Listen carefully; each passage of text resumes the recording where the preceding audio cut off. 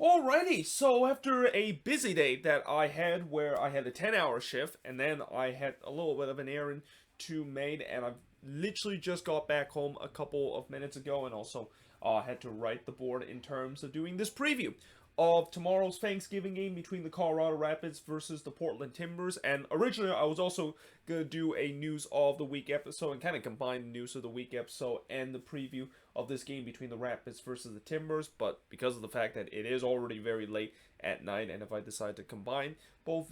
this video probably will not be uploaded until very late into the evening. So thus, I'm actually going to do the news of the week episode tomorrow, and I'll probably do it right before the game between the Rapids and the Timbers is going to happen, which that game is going to be happening at 4:30 p.m. Eastern, 1:30 p.m. Pacific, but the actual kickoff is 2:40 p.m. local time. And of course, the good thing about this game is that you don't even need to have any subscription or maybe have to pay premium for cable to watch this game, because this game is going to be on the Big Fox, and it's going to be on Fox Sports. And this game actually is going to happen right after when the game between the Lions and the Bears is going to finish in the first of a double, well, actually not double, but a triple header in terms of NFL action that's going to be happening on Thanksgiving. Now, the Colorado Rapids, of course, we all know that they, of course, finished first in the Western Conference, which nobody saw that coming, and they had a record of 17, 10, and 7 and finished with 61 points. Whereas for the Portland Timbers,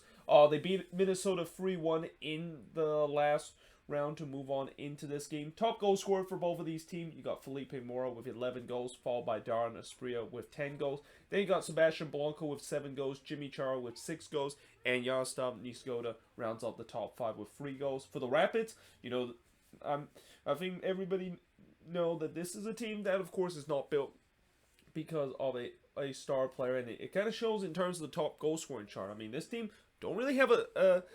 10 plus goal scorer. In fact, their top goal scorer is Michael Barrios, who currently has 8 goals this season, followed by Jonathan Lewis with 7 goals. Then you got Dom Baggi, who, we talk about the redemption arc of Dom Baggi at the Colorado Rapids. Well, it's definitely gone on their way with him scoring 5 goals in his short time with the Rapids, followed by Cole Bassett and Diego Rubio with 5 goals apiece for the Rapids to round up the top 5 of the top goals scored. Last 5 head-to-head matchup. The last time both of these teams, of course, met was actually not long ago. I think they played about a week before decision day happened, and the Rapids, that was probably the best statement game that they, of course, made, because coming into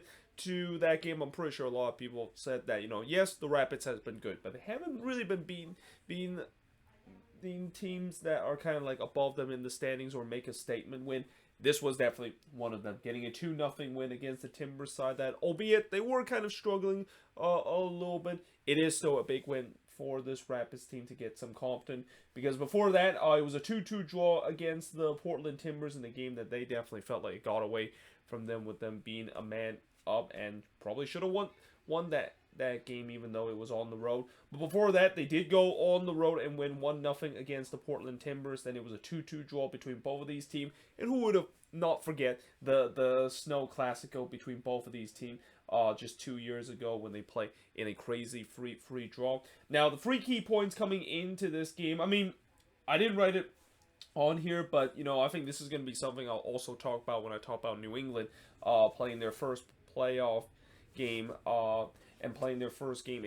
in free weeks against NYCFC later. But for the Rapids, this is the first game that they had in 2.5 weeks, and the thing about getting the number 1 seed, and while it's good that you don't have to play in the opening round and you're one step closer to reaching MLS Cup, the problem is there is always that rust factor, and that it's going to be interesting to see how this Rapids team, who they got a huge win against LAFC on decision day, a win that I thought that they definitely looked like they were ready for playoffs to start with the momentum that they had. And you just wonder, with this 2.5 weeks, that incredible performance they had against LAFC, that momentum clearly is going to be dried up coming into this game. And again, it's going to be interesting to see how that rust could be a factor for this Rapids team against the Timber side that got a big victory in the last game, and already looked like a team that could go deep into the playoff after winning 3-1 against Minnesota in the last round. But the other key points that I did rate is that, the Rapids, obviously, I talked about many times about their hard work ethics and the fact that, Robin Fraser has done a great job in terms of taking a team that relatively is have a couple of misfits in there, but it's a team that is hardworking and always have that belief that they can get all 3 points at the end of the day. What was that going to carry it into the playoffs? And so far, when you look at how the playoff has been built, I mean, yes, you want to have that hardworking ethics and that kind of belief that you can always win at the end of the day, but you also need to have that star player that can produce in the key moment. And when you look at this Rapids team, there isn't really a lot of those players that can do so, and that's, I think, is the reason why there's a lot of people might not take the Rapids seriously, because if you're going to the playoffs and you don't have that star player that can score in a crucial moment, then that could be a little bit of a problem. But we'll see whether the Rapids can prove people wrong that, hey, maybe all you need is the hard work ethics, and you have the belief that there is going to be a player that can somehow come up with a big goal,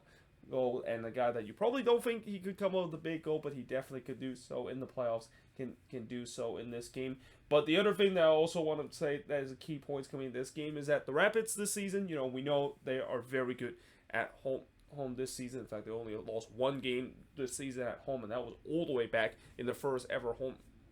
game when they lost to Austin FC. So they almost pretty much gone the entire season without losing at home. But the thing that I will say about good home form, and even though this playoffs, it seemed like home form has been stronger than ever, with 5 of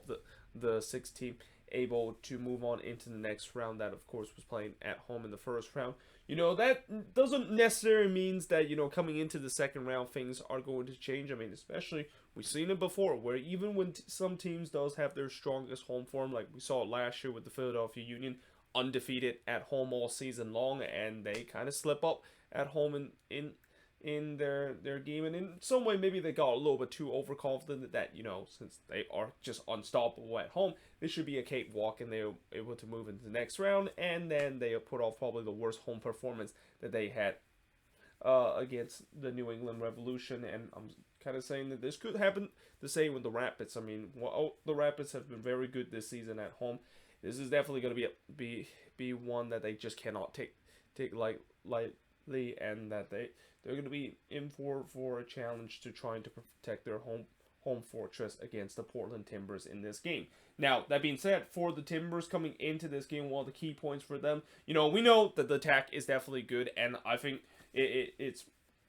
pretty much certain that Sebastian Blanco will once again show up in this game, and I hope that this time I'll make my prediction once again that Darren Espria is going to score in this game. I mean, he didn't score in the last game,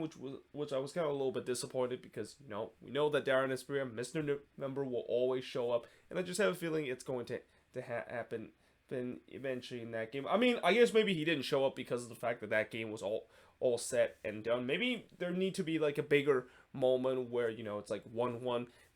heading into the last couple of minutes, and somehow out of nowhere Darren Espria was able to score the big important goal to make this Timbers team move on. Or maybe if the Timbers does face a deficit like they did last week against Minnesota, maybe Darren Espria once again do so. But I guarantee you that this is probably going to be the game that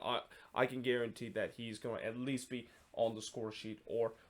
on the assist chart. But as much as we know that there shouldn't be any question that this attack is going to be important, especially led by Sebastian Blanco, that is really started to take not only the Diego Valeri role this season, being the leader of this team, but the only question I think you have to say about this Timbers team is, are their defense going to be up for the task? And one thing I said before, I do worry about this Timbers defense heading into the playoffs, because they're in terms of the goals that they've conceded the second most goal out of all these playoff teams in the Western Conference. But what I fear even more about the Timbers backline in this game is that how in the world are they going to do in set piece? Because last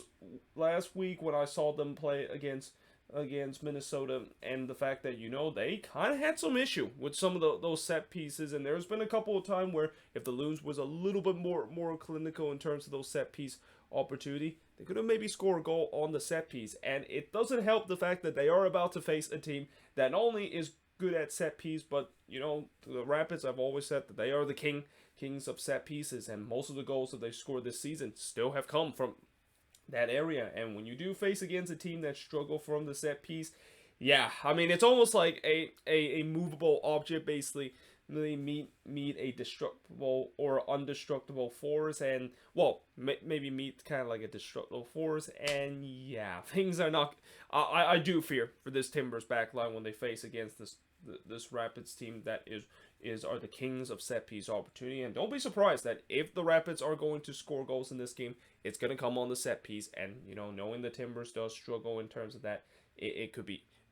interesting to see. You know, I didn't notice how I said they need to kind of limit the damage, because I have a feeling they're probably going to concede a goal from the set piece. But if they can limit the damage and maybe just concede one goal from the set piece, they'll still have a chance in terms of moving into the next round, because I'm confident that this Timbers team can at least score a goal in this game. And you know, I'll be surprised that this game could be a shutout, even though I know some people might think that this could be a very